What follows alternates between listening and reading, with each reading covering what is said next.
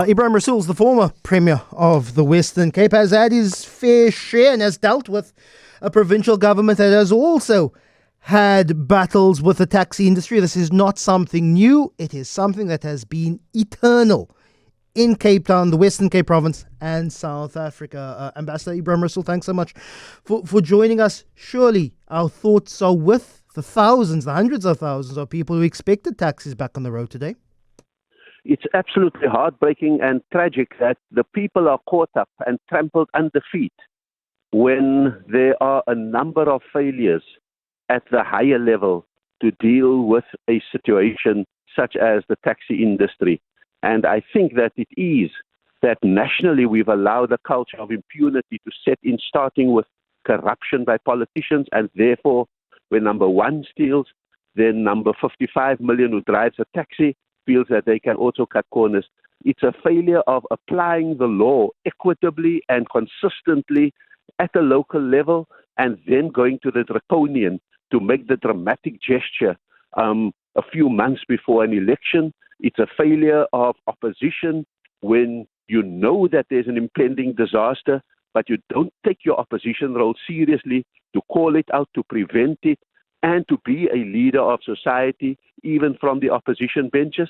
And I think it is a failure by an industry, the taxi industry, to self-regulate, to take the lives of people seriously, to take the economy seriously, and to be suicidal almost in the way in which they conduct their business. So I don't think that there are any angels in this situation, but I really think that it is tragic for the ordinary people who are out there and who don't get to work.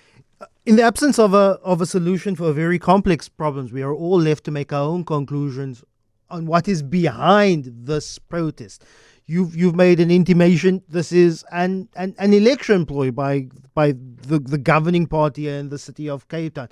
Others would say, well, this is a ploy to make the city of Cape Town ungovernable by a taxi industry that they believe is somehow connected to the ruling party nationally. I don't think that is necessarily helpful. It is a complex problem, and to dilute it into simplistic party political terms, I think is just muddies the water when we need clear and concrete solutions. Look, I think that the industry that is almost entirely black and a national government that is entirely black have spurious connectivities. I do think that that there is no accident, that we all know who have run elections that the electorate's mind is made up 6 months to 8 months before an election. After that, it's just mobilization, turning the vote out. And we have begun to see the grand gestures. As I said on another show, in the EFF case, a comical gesture about kill the boer, kill the farmer, sucking everyone into that trap and giving airtime to it. And I think that when you have many other instruments with which to ensure the rule of law, and you go for the most draconian and you implement it, and you suddenly get your base, which is the kind of national minority base, to say, at last someone is doing something. And it speaks of real frustrations even by other drivers on the road.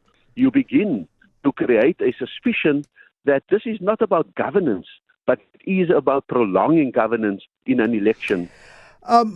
Across an electorate, across voting blocks, across communities, we're all largely fed up, and we all have an opinion on the taxi industry, whether that is based on our experience or whether that is based on sentiment. We're all largely fed up with a level of lawlessness in South Africa in general. And if someone says, you know what, we're going to take the legislation to the hilt, and whoever is opposed to us, you know what, they can jump. And I find that across electoral groups, across communities, we're all largely fed up with crime. No, absolutely, and that's the populist dog whistle.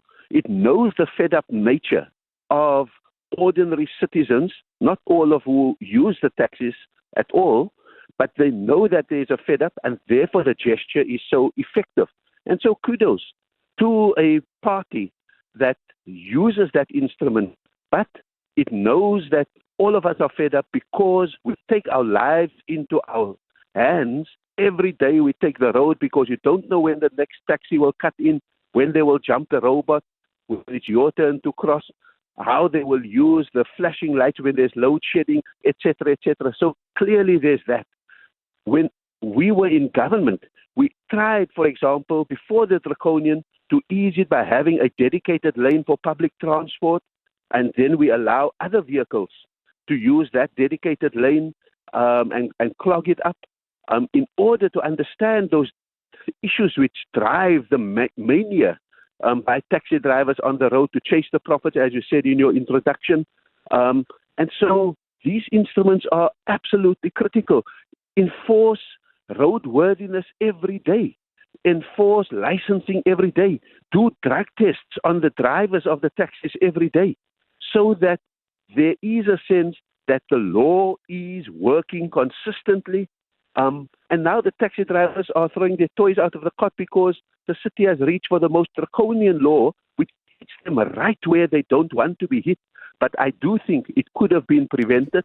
I do think the national government does not help when it steps into an issue and does it ostensibly and visibly almost on the side of the taxi industry rather than deal with a general culture of rule of law that must be established nationally. I'm going to take party politics out of this, and I'm going to say that largely what the Western Cape has done, a premier like Panyaza Lesufi largely follows. There's an issue with the inability of SAPS nationally to deal with crime locally. The Western Cape devises a LEAP program, a law enforcement program. Soon afterwards, after much ridicule, the Gauteng government under ANC administration does something similar. Is populism, when it comes to people's fed upness with law and order, it goes beyond party politics and maybe even politicians themselves, individual politicians, using people's fed upness as political collateral. Ambassador? No, I mean, that's the culture of populism and impunity that exists in the country. And the targets of our populism often shift. Sometimes they are foreign nationals who are here, and then you've got mobilization against them and politicians saying everything about them. Then it's the taxi industry, and we do the big gestures of draconian application, and then it is this, then it is that. And so I think we have unfortunately stopped being the country of nobility under Nelson Mandela, of rationality under Thabo Mbeki. I think we've become a country in which the desperation for people's adherence, often through fear and often through exaltation at the expense of someone else, I think has gone for political discourse in this country rather than getting back to the consistent daily application of the rule of law. If we apply that rule of law, taxis know that they are under scrutiny. If we apply the rule of law, there's no shortcuts for foreign nationals. They also have to apply the rule of law, and we don't stereotype them and have violence with them. If we apply the rule of law, the gangs know that they are not in charge of our lives in the townships. And that's really what we've got to get to. But I think you're right. I think our law enforcement agencies nationally are showing that they are not capable of doing that. In fact, they may even show that they are open to bribes and all of those kind of things. So trust is eroded. And so local solutions are being sought. And if a local solution is in the hands of a cowboy, you are going to have these standoffs that cost the economy far more than the daily application of the rule of law. Ebrahim Rasool, former Premier of the Western Cape, appreciate your time.